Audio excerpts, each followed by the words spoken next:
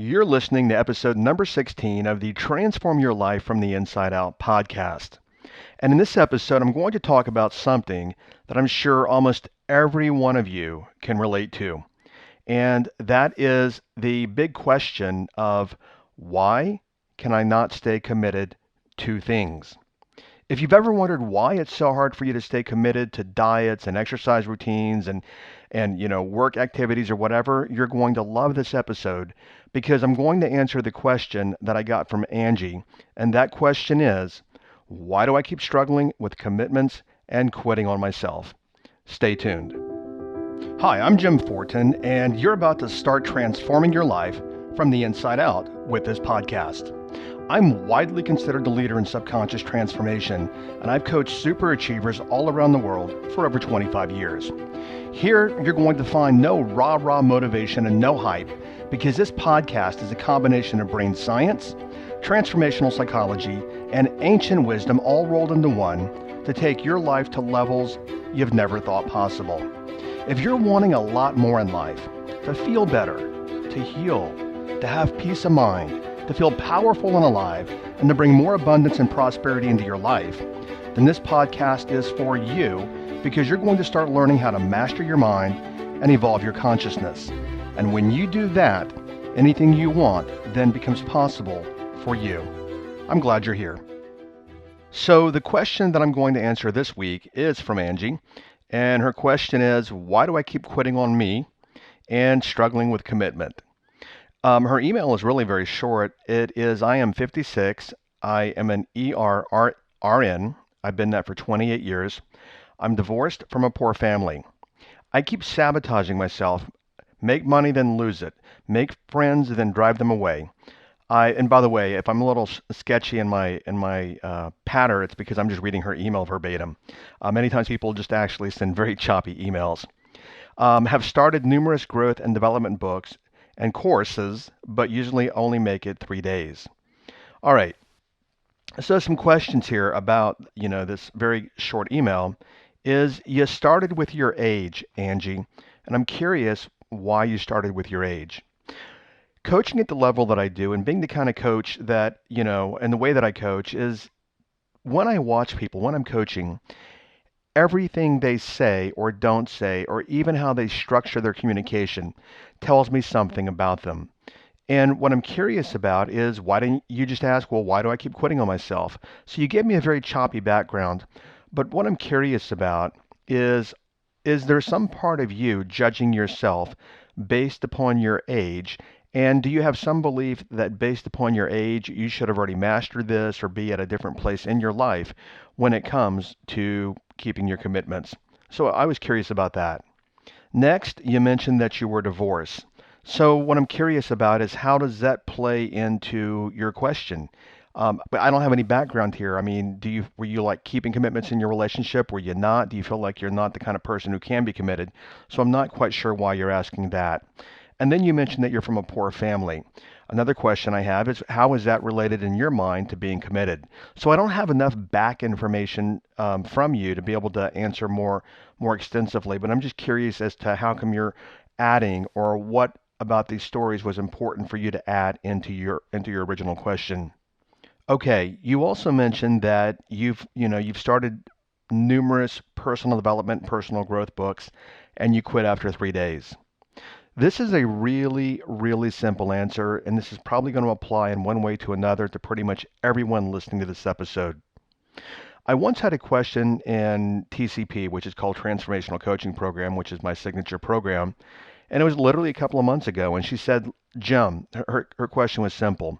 Why do I keep falling off track in life? And you probably have asked yourself that same question. Why do I keep falling off track with my diet, or my lead generation, or my copywriting, or my business building, or my side business that I want to start, or whatever it might be? But you probably have also asked yourself, why do I not follow through, and why do I keep falling off track? Well, we're going to dig into that a little bit in this episode. And the reason I say a little bit is because I'm going to direct you somewhere from this episode where I will direct you to an additional training of mine that will help you with this. Okay, are you ready for my answer as to why my student the person who wrote in, and you keep falling off track. It's really easy. You fall off track because you're not in the habit of doing what it is that you start that's new. This is so simple that most people miss it. I know earlier in the podcast, I don't know, maybe episode 3 or 4, you'd have to go back and look. I did an entire episode on habits. And I said that everything that we have, everything that you have, everything that you have or you don't have because you're in the habit of having it or you're in the habit of not having it. This is so profoundly simple that we miss it.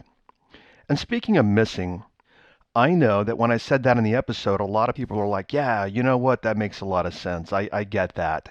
Because research has demonstrated, which I'll talk about in just a moment, that 95% of all behavior is brain-based. It's habit.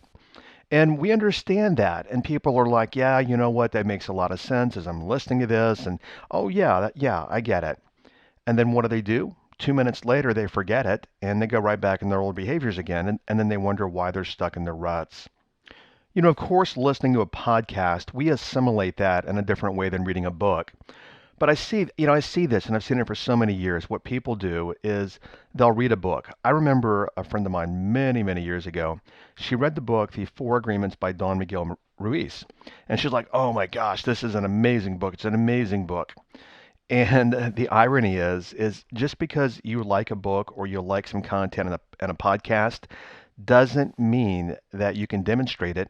And just because you understand it also doesn't mean that you know it. Very, very separate concepts.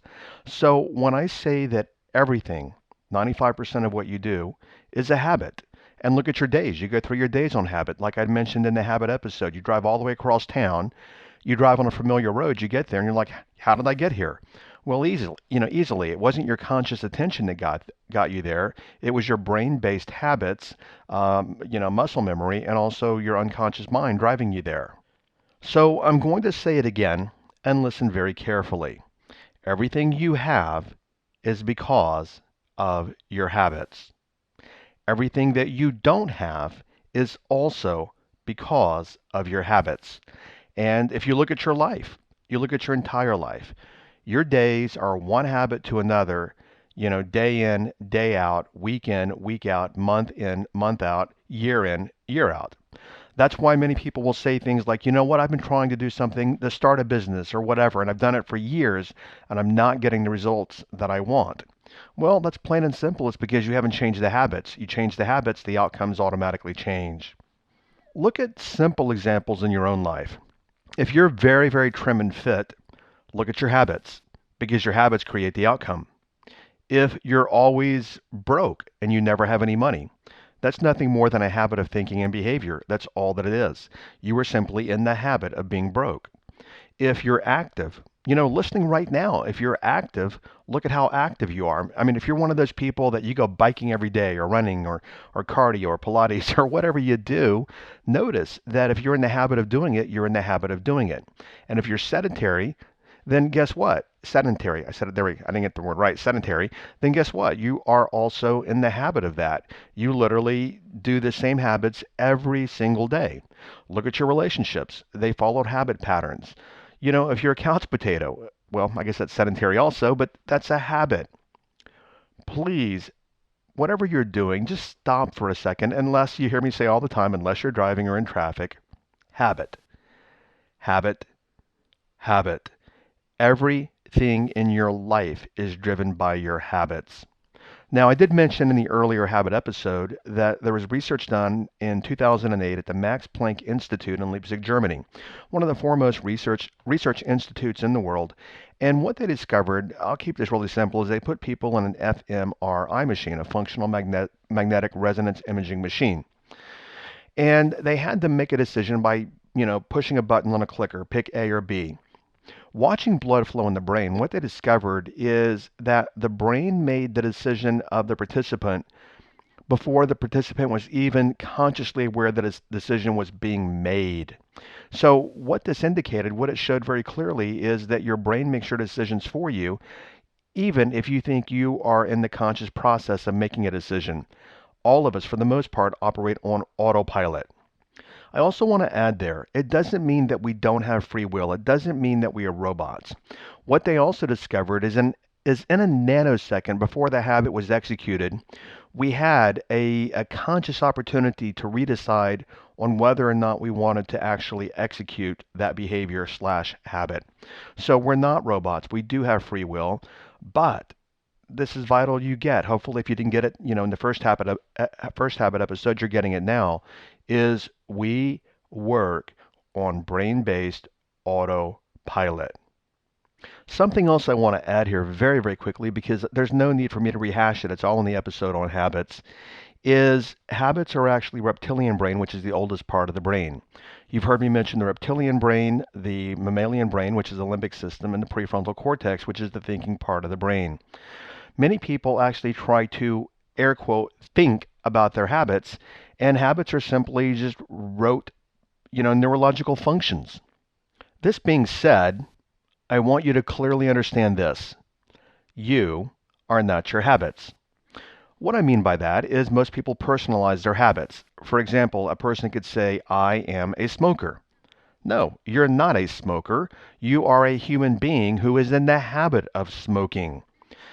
Many people personalize their habits and then they give a negative description to their habit. For example, a person that is in the habit of smoking, they could actually personalize that and say, well, I am in that, which they don't say I'm in the habit of smoking. They just say they're a smoker as if it's part of their identity, which it is, but it's also driven by the brain. So then they could say, well, I can't quit. And therefore that means, because I'm going to personalize the habit, therefore, that means I am a weak person. Or another misnomer is I have no willpower. So to recapitulate that, you're not your habits. You are a conscious being, and your habits come from the reptilian part of your brain. Now, of course, your brain is part of you, but you are not your habits. They're simply brain-based. An example that I used in the habit episode, I do believe, because I use it a lot, is for many years I would use, again, the air quote, and I'd use the word addicted to Diet Coke. I drank that garbage for a lot of years, and it is garbage, no question about it. And I would even tell people, I'd be like, I swear, I don't know what's in this Diet Coke, but there's something addictive about it. More than anything, I was in the habit of drinking Diet Coke. Because when I actually learned what I talk about in the other episode on habits, which I'm not going to go into here, I literally kicked a 15-year-old 2 Diet Coke a day habit literally in a matter of seconds. Why? Because I recognized that it wasn't me, my thinking part of the brain, drinking the Diet Coke. It was my habit brain. And when I recognized that it was the habit part of my brain, the reptilian part of my brain, it was very easy to actually communicate with that part of the brain through conscious dialogue and break the habit, literally in a matter of seconds. Something else is that many people think they need to change their mindset. You see it all the time on Instagram and Facebook. You got to change your mindset, change your mindset. I've said this before as well, that anytime anyone says they want to change their mindset, what they're really saying is they want to change something about themselves. And the way to change your mindset is to change your habits, which come from the reptilian part of the brain. So I tell people, you know what? Forget about changing your mindset, change your brain set. Then what a lot of people do is they get into what I call habit battle, is the prefrontal cortex thinking part of the brain battles the reptilian part of the brain, which I've said before also is more powerful than the thinking part of the brain. And to prove that is urges come from the reptilian part of the brain. And notice when you have an urge to have a cookie, which let's say you're in the habit of having cookies, let's say you have an urge to have a cookie. Well, then the thinking part of the brain, prefrontal cortex, could say, no, we're trying to fit into that summer bikini. Summer's rolling around. You cannot have that cookie because it's going to go right to your waist or your thighs. Then what happens is you think about the cookie even more, and that's called compounding. Because the more you think about something, the more you want it. Or the more you think about it, let's just say that compounds and expands and grows in the brain. Then what happens is an urge kicks in. And if you notice when the urge kicks in, what happens is that overrides the analytical thinking and you actually follow the urge. This is all brain-based. And again, notice it's not you and your thinking brain, it is your reptilian brain. You're listening to this podcast for one reason and one reason only. even though it's called Transform Your Life from the Inside Out, which is what we do. I mean, obviously the brain is inside your head, but you're listening to this podcast because you're wanting to change something in your life. You're wanting to go to a higher emotional state. And the way to do that is not thinking your way there. The way to do it is to habituate yourself there. And let's go back again. I said everything is a habit earlier, just a few minutes ago. Do you, sometimes, and I mean this kindly, I want to just grab people by the shirt collar and say, do you get that? Everything is a habit. So instead of complaining about what you don't have in life or anything, you're wanting to create more, forget about all the prefrontal cortex thinking because that's all blah, blah, blah, and focus on what habits would I need to create to get the outcome that I want. And then we go back to the person that, sent the email this week, Angie, and she said that she's 56. Literally, her life is 56 years worth of habits. Just like your life, whatever age you are, is that many years of habits. So this isn't Angie or any of you. It's not about beating yourself up, which I think you might be doing a little bit. It's not about saying, why am I a failure? Why am I not getting what I want? How come my life is, so terrible? It's about none of that. That's all analytical chatter, which, as you guys know, we can also get into chatter cycles, and that stuff runs for a lot of years for a lot of people. All that we need to do is look at our habits. All right, so a couple of places to direct you here is I did say, and I do not remember the episode on habits. It was a longer one here at, on my podcast, here at iTunes or wherever you're listening. There's an episode on habits. Listen to that episode again. And you might hear it with new ears this time because you've heard it maybe a little differently in this episode where I say everything is a habit. Look at your own life again to prove that. This is not an opinion. Look at your own life. You do the same things over and over and over again, which is all habit. So listen to that episode. And if you go to jimfortin.com and you actually find the episode there, in the show notes, there should be a link to a 20-minute video training where I'm going to show you, if I remember correctly, because I've not watched that video in a year and a half. Well, I created it a year and a half ago. But I do believe in that 20-minute video, I teach you how I broke the 15-year, and again, I say 15, I think it's about 15-year Diet Coke habit, how I broke that in a matter of seconds with the process I'm going to teach you. Also, I do not want to pitch on this podcast, but my job is to actually help you and serve you more than anything else. On my membership site, the Cell Psychology Academy, I have an entire comprehensive habit program there. And it doesn't matter to me whether you learn from me, you learn from someone else. I've never read his book. I just saw the book cover. So I'm not going to endorse it. But somebody had mentioned to me a passage in the book and asked me if it was true or not. And I do find it to be accurate. There's a book, I believe, called Atomic Habits by, I think, a guy named James Clear. So if you don't want to join my membership site and learn from my video program or watch the other video that I told you about over at jimfortin.com in the show notes, then, spend a few bucks and get James Clear's book, Atomic Habits. Again, just a disclaimer, I have not read it, but from what I understand, it is more of a brain-based approach, which is the approach that I take to breaking undesirable habits. I also want you to know that it's really easy to change. People make it so hard, and it really is easy to change your life because what you simply do is start with new repetition. We learn. We as human beings, we master. We master everything through repetition, and then the repetition actually turns into what are called neural pathways in the brain, which become habits. See, it's really easy to recondition your brain, recondition the neural pathways, because when you really look at it, the habits, whatever habit you might be, is created in the brain, and no habit is as strong as the brain that created the habit in the first place. Okay, so regarding habits, search iTunes or wherever you're listening or jimfortin.com for one of the first, I think it's number 3 or number 4, the episode on habits, and listen to that episode again. As a matter of fact, I definitely recommend you listen more than once. I recommend you listen several times until it finally sinks in. And that's not because you're a slow learner. Part of that is because of habits.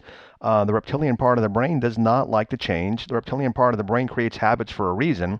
The reason that it creates habits is to conserve energy. Because imagine if you had to learn to ride a bike every time you got on the bike again. This is one of the reasons we create habits. So go back and listen to that episode. over at, at iTunes or jimfortin.com. All right, next, Angie, you mentioned commitments, and I'm going to keep this really short, is that commitments are nothing more than reflections of habits. Something else that I want you to know is that you're always committed to something. You are always committed to something. If you're 100 pounds overweight, unless it's a thyroid issue or some kind of physiological issue, let's just say that it's because of you're a couch potato or you're drinking, which I had one time. I had a client drinking a case of Coke a day, literally one case of Coca-Cola per day. It's all habit. If you're lean and fit, that is a habit. And here's the thing. We actually think about it and we stay committed to our habits, whatever they are. And there's a much bigger reason here. I do believe I talk about it in the other podcast episode, but I want you to understand is that you're committed to your habits because we're all committed to something, and whatever it is you keep doing, and you're actually committed to that without even recognizing that you're being committed to that. Like the person I mentioned, drinking a case of Coke a day. She's in the habit of that. Also, it's not just the psychological part of that. There is a physiological response in the body to all of that sugar, and by the way, sugar is poison, but there's some physiology involved there as well. But I know that through personal experience, being a hypnotist many years ago, if I can bust somebody's smoking habit, I once had a client, not if, when, I had a client smoking 3 packs a day. One session, boom, off the cigarettes, no cravings, nothing. I no longer wanted cigarettes. Talked to him 10 years later, and he's like, nope, I gave it up the day I saw you. If I can bust my Diet Coke habit, and I can watch this person bust their cigarette habit, which I helped many, I don't even know how many people I had as smoking cessation clients. If we can break our habits, you can break your habits very, very easily. I don't want to go off on a tangent here, but I also mentioned self-hypnosis, subconscious reprogramming. I do have an episode on that. I believe it's episode 5 or 6. Go look it up. Go back. I do recommend also on that note, I know human behavior and people tend, if you find me, let's say today, well, you're going to listen to the episode today. And people generally skip a lot of the earlier episodes. I promise you, whatever I said in episode 1, 2 months ago, or even if it's 3 years from now and you're listening to this, whatever I said in episode 1 is as relevant today as it was the very same day that I created that episode. So, you want to keep your commitments? That's easy. Work on your identity. There's also an episode on identity a little earlier. And your identity comes from your habits, because whatever your habits are is what you start talking to yourself about, and that's who you believe that you are. So work on the habits. When you actually start there and you create new habits, the commitments will actually stick automatically. So your transformational takeaway this week, it's pretty simple, and it's this. I want you, once you're done with this podcast, I don't know what you're going to do next. I don't know if you're going to pick up your kids from soccer, you're walking in the streets, you live in New York City, you're in Bangladesh. I don't know where you are and what you're doing, but I want you to take some time to really ponder the transformational takeaway, which I said earlier. Everything in your life is a habit. Everything. Everything you have is through habit of thought and behavior. Everything you don't have is through habit of thought and behavior. Ponder that. Okay, the next episode, going to be a doozy. The next episode is about using dream time. Everyone has dreams. The only people that are believed not to have dreams are people that might have had some kind of brain injury. But if you've never had a brain injury, even if you don't remember your dreams, you do dream. People don't understand dream time. You are more powerful in dream time when you are asleep than when you are awake. Right now, obviously, you're awake because you're listening to this consciously, but you have more power in dream time than you can even fathom. You can create anything you want in dream time to manifest in your external world. Paul McCartney got all the lyrics for the song Yesterday, actually not the lyrics, the melody for the song Yesterday in Dreamtime. Many of the great achievers used Dreamtime for their discoveries. I personally trust my messages in Dreamtime more than I do any analytical thought. Why? Because in Dreamtime, I am pure, unfettered consciousness, and I connect with the universe. I can do it when I'm wide awake, but when I'm wide awake, I'm fettered by my analytical mind and my prefrontal cortex. In Dreamtime, I'm pure consciousness, and I use it to heal, I use it to create, I use it to solve problems, and I use it for inner guidance. If you want to learn to use Dreamtime, then whatever you do, or rather I should say start learning, whatever you do, make sure you listen to the next episode. Okay, thanks for listening to this episode, and I will catch you on the next episode. Take care. Bye-bye. Thank you for listening to this entire podcast. If you're the kind of person who likes to help others, then share this with your friends and family. You know, if you found value, they will too. So please share via your social media channels. Also, if you have questions, I'm here to assist. You can email me questions to support@jimfortin.com, and I may even use your question for a future podcast episode. Also, if you want transformational content like this daily, connect with me on Instagram. My Instagram name is I am Jim Fortin. Finally, I do have a personal request. I believe that we're all here to help others and to grow and evolve ourselves. Together, you and I, let's help more people. If you would please leave a review on iTunes, and a good one by the way. I'd be grateful, and through your assistance together, we can transform more lives. Thanks for listening.